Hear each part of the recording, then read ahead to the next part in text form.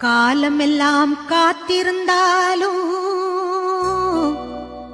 காண கிடைக்காதவள் கருமாரி கனிந்துருகி உள்ளம் நொந்தவர்க்கு கணத்தினிலே காட்சி தந்திடுவாள் தேவி கருமாரி.